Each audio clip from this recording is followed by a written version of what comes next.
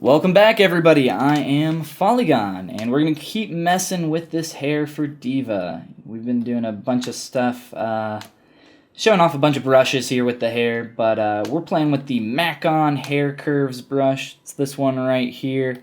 It does not come default with ZBrush, but you can download it. I believe it is free, if I remember correctly.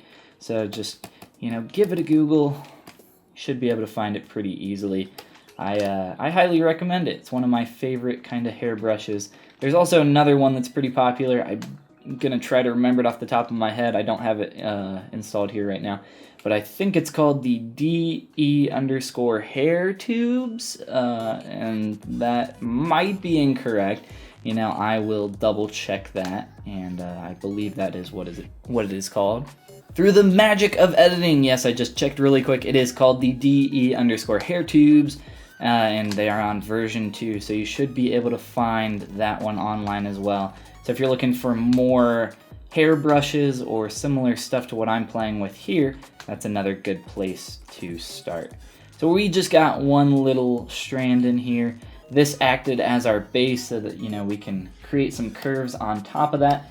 Very useful for that sort of thing. And the Macon Hair Curve and DE Hair Tubes brushes are great just resources for creating these kinds of shapes and getting things quickly. I do kind of, if I was trying to work as slowly as humanly possible, I would just be using a curved tube snap, throw in the tube, and adjust shapes from there. So there's a lot of different methods for creating hair and all these types of shapes. This obviously is more blocky and larger hair. It's not super realistic, but we are going and creating a stylized character. D.VA is not necessarily, at least in the game, that version's not realistic. But, if we did want to do a realistic version, we could start looking at some cosplay and some stuff like that. And as far as hair goes, for realistic hair, fiber mesh is, at least in ZBrush, probably the best way to go about that.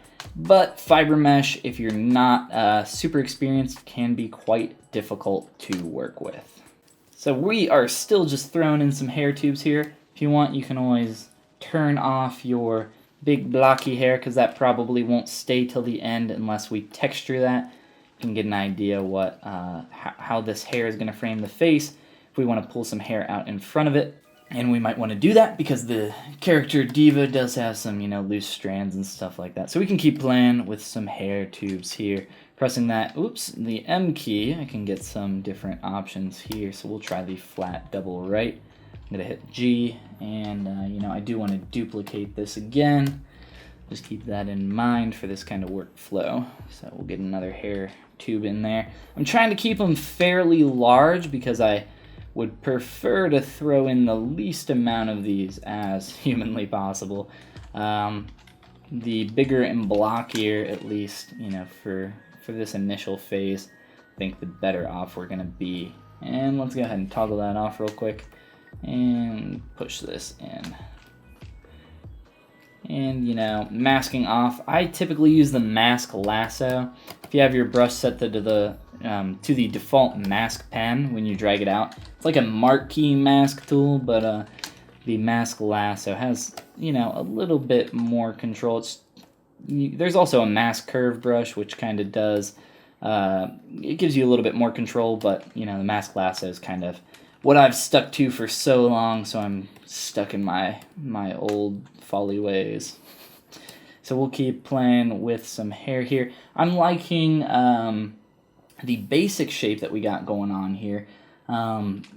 It's good to kind of be able to see where you want to take something in the future, and I would like to kind of put some hair tubes on top of this, or hair curves.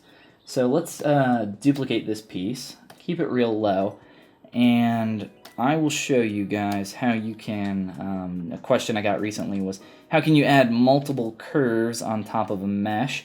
So I'll show you guys how to do that here real quick. We'll use this piece and draw out, we'll draw out some hair. And come on ZBrush, be nice. It's actually just this brush. This brush can This brush is great, but it can be it can be finicky and frustrating to work with. So let's try and draw it shorter that time. Looks like that worked pretty well. From there, you got your red cursor and your blue cursor here, so I'm going to use the blue one when I'm hovering close to get a little bit longer, or pull it farther down, and we'll drag that. Oh, come on. Come on, I had it. That's it, that's connected. There we go. Alright, so that's a bit longer. I'll increase my brush size, making sure that my brush is red. And come on, a little bit bigger. We'll do a little bit bigger too. Awesome. So tapping on my mesh, that will, well, I wouldn't say apply it, but because it's already here, but it'll delete your curve. That's what I'm looking for. So that deletes my curve by tapping on my mesh or anywhere else on the subtools that you have available to you. And let's just turn off some of this extra junk so it's not in the way. And now that we have that on there, we can just go ahead and draw out another curve. Easy as that. And once we do that, we have a second one, and we can tap and do another one. And we can kind of replicate that process, and you can see how this can be pretty useful for doing this kind of work quickly. So adjusting that, and it's not being super friendly, but let's try this out and get an idea of how this might look. Another way we can just duplicate these pretty easily. And the way I did that was just using your transpose move tool and holding control and clicking that middle circle. You can do that as many times as polygons as your computer can handle. So that's a pretty useful tool as well as just duplicating over here. It's another method for doing a similar action. But that's going to create another subtool for you. And I'm going to use my transpose move tool so we can kind of get those there. So you can kind of already see how we could use these. You can mask one out. And I'm going to try my best to align this just using the transpose tool. I'll probably end up using my move brush as well. And just using some rotate here. I like to use a big move brush. So it affects quite a bit.